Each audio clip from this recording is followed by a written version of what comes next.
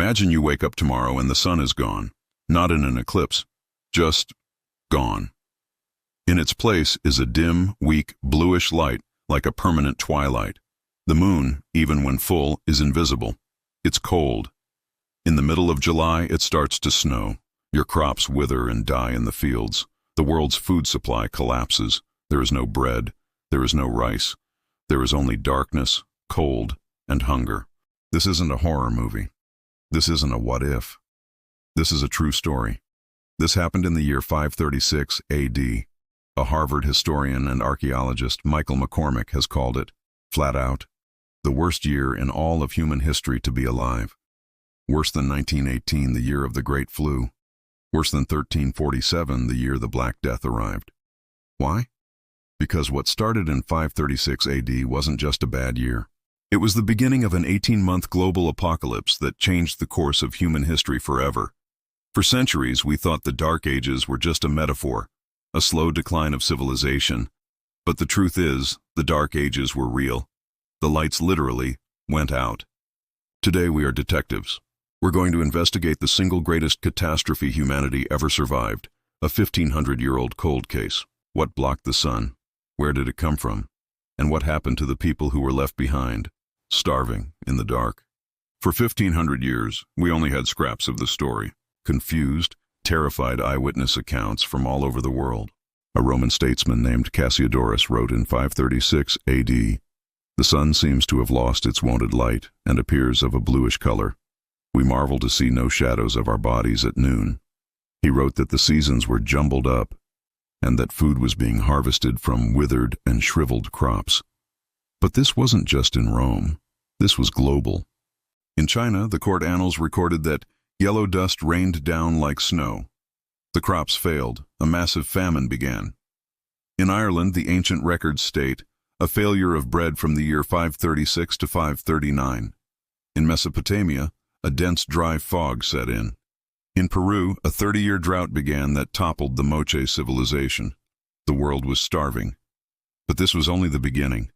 Imagine a civilization already on its knees. For years, the world has been cold, dark, and above all, hungry. The global population is weak, huddled together for warmth, their immune systems compromised. And that is when the real killer arrived.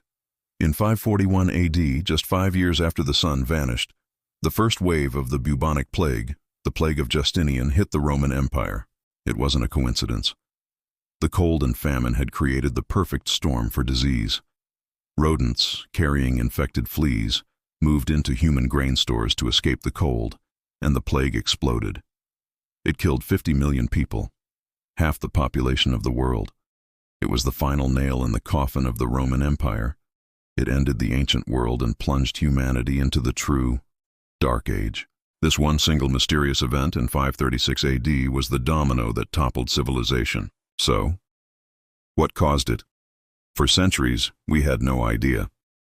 Historians thought the ancient writers were just being poetic or exaggerating. But now, we have a time machine. It's not a machine with flashing lights.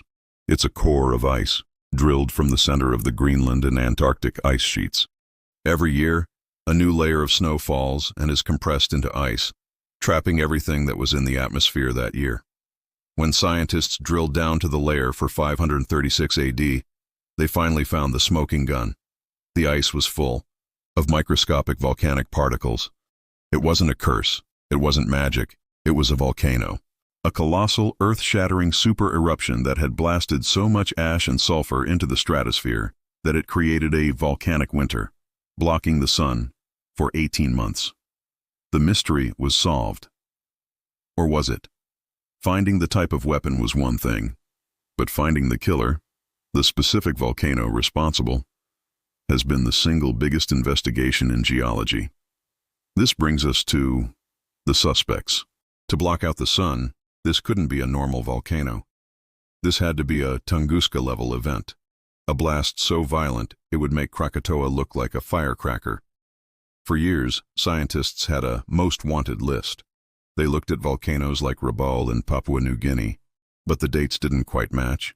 They looked at Krakatoa itself, but the 535 AD eruption wasn't big enough. The mystery remained. But in 2018, A team led by Michael McCormick and glaciologist Paul Majewski analyzed the ice cores with a new, ultra-high-resolution laser, and they found a clue. The specific chemical fingerprint of the volcanic ash in the 536 AD layer didn't match the other suspect volcanoes. This clue pointed to a new suspect, a volcano in Iceland. An eruption in Iceland in 536 AD would have sent a massive plume of ash directly over Europe and then across the rest of the northern hemisphere, matching the historical records perfectly. The case was closed until scientists looked at the ice again. This is where the story gets terrifying. The eruption in 536 AD was massive, but as scientists kept analyzing the ice year by year, they found something else. In the ice layer for 540 AD, they found another massive spike of volcanic ash. And then, in 547 AD, they found a third one. This wasn't a single event. This wasn't one bad year. This was a double tap. This is the leading theory today. The 536 apocalypse wasn't one volcano.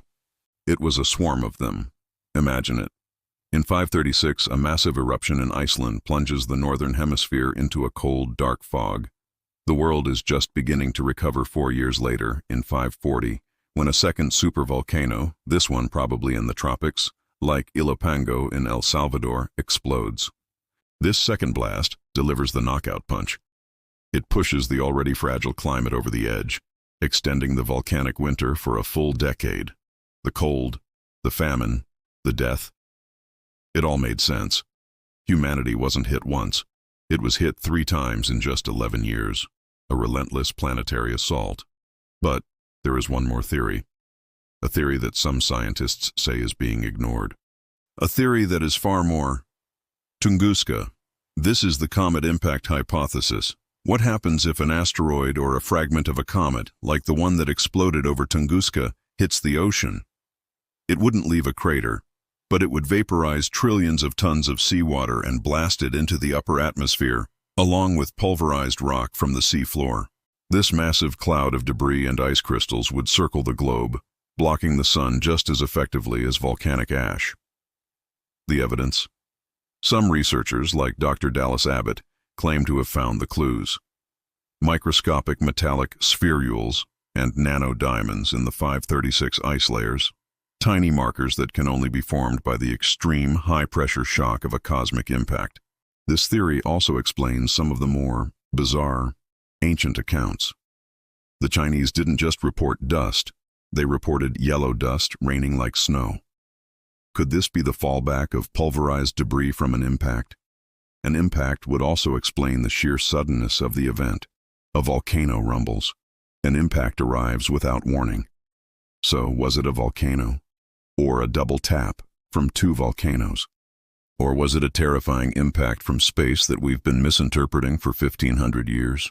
The mystery of 536 AD is more than just a history lesson. It is a warning.